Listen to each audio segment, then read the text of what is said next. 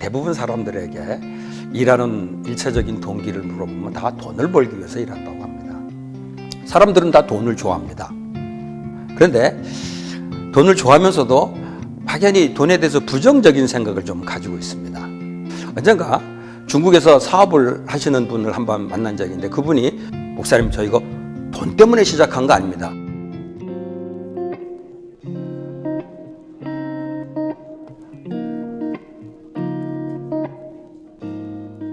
대부분 사람들에게 일하는 일차적인 동기를 물어보면 다 돈을 벌기 위해서 일한다고 합니다. 이 세상에 살아가는데 돈이 정말 필요하기 때문이죠.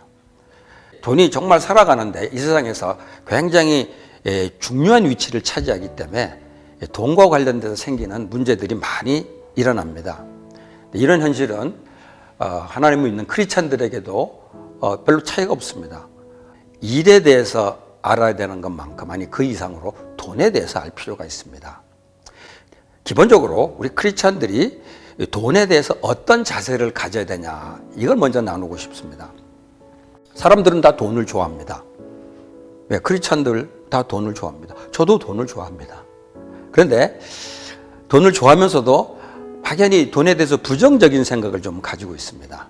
특별히 크리스찬들 중에 그런 사람들이 좀 있습니다. 그래서 우리가 일단 돈에 대해서 성경이 가르치는 기본적인 것을 좀 알아야 된다고 봅니다. 첫째, 돈은 우리 삶에 아주 유용한 도구입니다. 돈이 있으면 뭐든지 살 수 있고 뭐든지 할 수 있고 그래요. 그래서 보통 세상에서 그런 얘기들 하죠. 돈이면 안 되는 게 없다. 성경에서도 그렇게 가르쳐 줍니다. 전도서 10장 19절을 보게 되면은 돈은 만사를 해결한다. 영어 성경으로 보니까 이렇게 되어 있어요. But money is the answer for everything. 그러니까 이걸 보면은 하나님이 인간의 삶에서 돈이 필요하다는 것을 인정하시는 것 같습니다. 솔로몬 당시에 그랬다면은 현대 사회에서는 더 말할 것도 없겠죠. 하나님을 믿는 사람들도 우리 삶에 돈이 필요하다는 것과 그거를 하나님께서 인정하신다라는 것을 알아야 될 겁니다. 둘째, 돈을 버는 것이 소명이라는 거죠. 생활하는데 돈이 필요하기 때문에 경제 생활을 하기 위해서는 누군가 돈을 벌어야 합니다. 특별히 경제적인 책임 있는 사람은 돈을 벌어야 됩니다. 네, 크리스찬들 중에 돈 버는 거에 대해서 약간 부정적으로 생각하는 분들이 있습니다.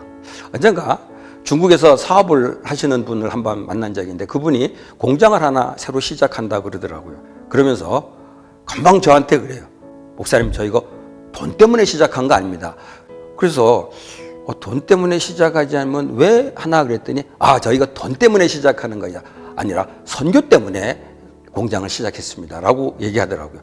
저는 그분의 그 마음이 충분히 이해가 됩니다. 그러나 이제 그분이 말하는 것 가운데 하나 약간 걸린 게 돈 때문에 사업을 시작한 거에 대해서는 뭔가 조금 부정적으로 생각하는 것 같아요. 그런데 저는 돈을 벌기 위해서 공장을 시작하는 거 이게 하나님 앞에서 하나도 부정적으로 생각할 일이 아니라는 겁니다. 사도 바울은 경건한 데살로니가 교인이 경제적으로 조금 무책임한 걸 보고 그분들에게 돈을 벌기 위해서 일하라고 독려했습니다. 데살로니가전서 4장 11절 12절 보게 되면은 자기 손으로 일해서 남에게 신세지지 말라 이렇게 얘기합니다. 또 데살로니가 후서 3장 10절에는 이런 말까지 하죠. 일하기 싫거든 먹지도 말라. 그러니까 이 돈에 대해서 무관심한 거가 어떻게 보면 거룩한 것처럼 보일 수도 있지만 사실은 현실적으로 아주 무책임한 행동이 될 수 있다는 겁니다. 하나님은 우리에게 일하라고 하셨어요. 일의 소명을 주셨습니다. 근데 그 일을 통해서 경제 생활을 하게 하셨습니다. 그러니까 일하는 것이 이 소명이라고 생각하는 크리스찬들은 그 일을 통해서 돈을 버는 것도 소명이 될 수 있다고 생각합니다. 셋째, 돈은 하나님이 우리에게 주신 거룩한 선물입니다. 우리가 일을 해서 돈을 벌기 때문에 번 돈을 내 돈이라고 생각하기 쉽습니다. 법적으로는 그렇게 말할 수 있습니다. 내가 번 돈이니까 내 거다.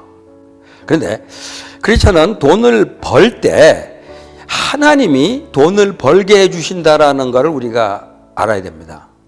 신명기 8장 17절 18절에 보면은 하나님이 이스라엘 백성에게 재물 얻을 능력을 주셨다는 말씀을 합니다. 이건 우리에게도 해당됩니다. 우리 그리스도인들이 일해서 돈을 버는데 하나님이 능력을 주셔서 우리가 돈을 벌게 된다는 거죠. 그러니까 하나님 믿는 사람들에게는 자기가 돈을 벌긴 하지만은 그 돈은 자기의 돈이 아니라는 거예요. 엄밀히 말해서 그 돈은 하나님이 주신 선물일 수 있다는 거죠. 크리스찬들은 번 돈은 내 것이 아니라 하나님의 돈이라고 생각을 해야 된다는 거예요. 그러니까 나는 그 돈의 소유주가 아니라 청지기라는 자세를 가져야 된다는 겁니다. 물론 그렇게 말하는 사람들 많이 있습니다. 이거 내 돈이 아니고 하나님의 돈입니다. 그런데 그렇게 말로만 하는 게 아니라 진짜 그렇게 믿어야 한다는 거죠.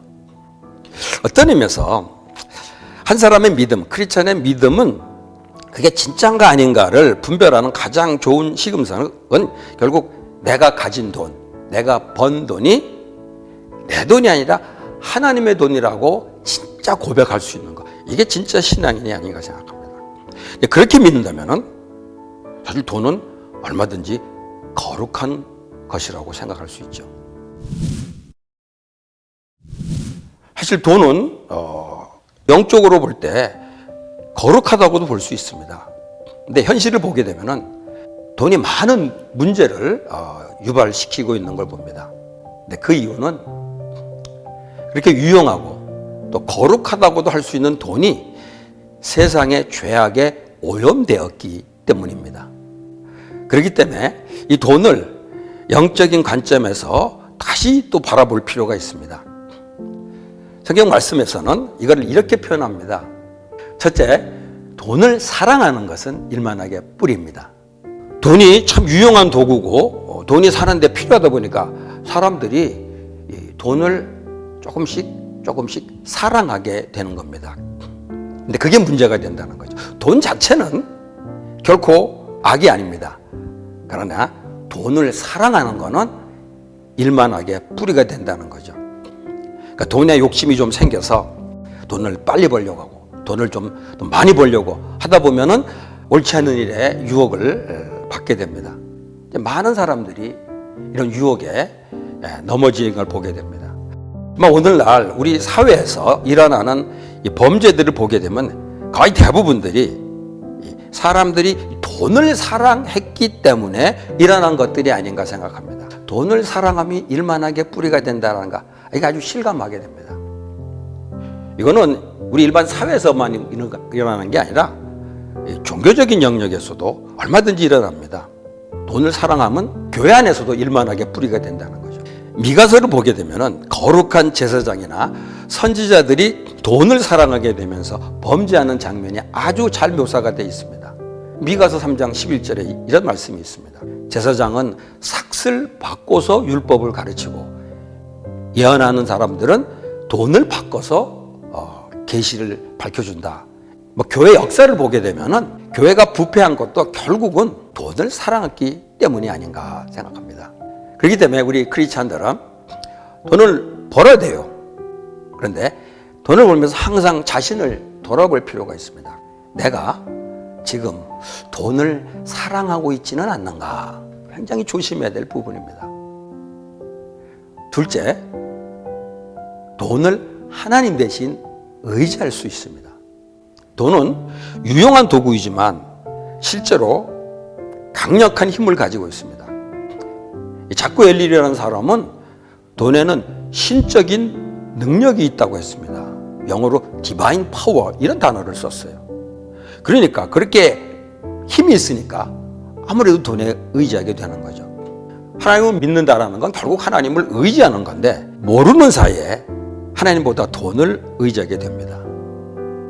그래서 예수님이 하나님과 재물을 동시에 섬길 수 없다고 하시지 않았나 생각합니다. 이 말씀은 우리가 살다 보면은 하나님을 믿는 사람도 우리도 모르는 사이에 돈을 의지하게 되는 것을 경고한 말씀이죠.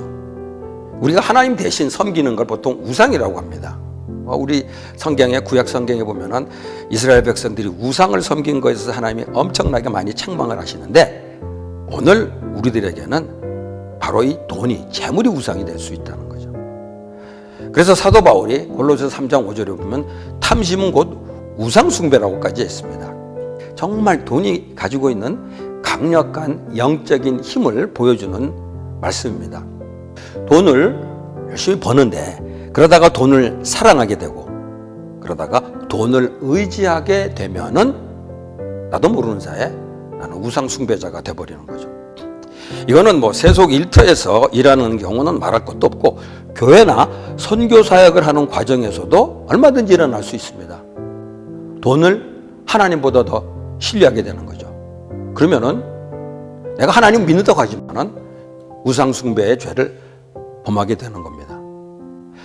사역을 할 때 돈의 필요를 강조하다 보면은 자기도 모르는 사이에 하나님을 의지한다고 말은 하지만 돈을 의지하게 되는 겁니다.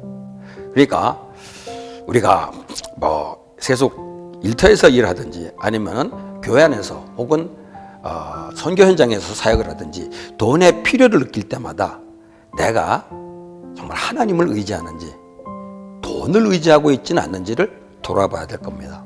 셋째, 돈이 우리 삶의 모든 것을 판단하는 기준이 되어버릴 수 있습니다. 그러니까 돈을 사랑하고 돈을 의지하게 되는 것은 우리 삶에서 모든 것을 평가하고 판단하는 기준이 그게 바로 돈이 되기 때문이죠. 옛날 그리스의 철학자는 인간이 만물의 척도라고 했는데, 아마 지금 현대사회를 바라보면은 돈이 만물의 척도라고 말하지 않을까 생각합니다. 사람을 평가할 때 그 사람이 가진 돈이 기준이 되고 척도가 되는 걸 봅니다. 또 어떤 일을 할 때도, 가치를 평가할 때도 돈이 척도가 돼요.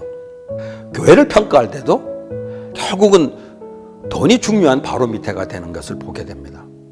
심지어는 하나님의 복도 돈으로 평가하게 되기 쉽다는 거죠. 돈을 많이 벌게 되면은 복을 많이 받았다라고 평가하는 그런 것들이 바로 왜곡된 기복신앙, 번영신학을 교회 안에 자리 잡게 만드는 겁니다. 그게 바로 신앙의 세속화, 교회의 세속화를 가져오는 거죠. 돈은 정말 사람들이 살아가는데 아주 중요한 겁니다. 그래서 사람이 돈을 종으로 부릴 수만 있다면 종은 정말 충직하고 유익한 종이 됩니다. 그런데 돈에 끌려다니기 시작하면은 돈처럼 사악한 주인이 없다는 겁니다. 신앙생활하는 데서 돈이 정말 중요합니다. 하나님이 우리에게 주신 거룩한 선물입니다. 그러나 돈을 사랑하게 되거나 돈을 의지하게 되면 그것이 바로 하나님 앞에 죄악이라는 것을 우리가 깨달아야 될 것입니다.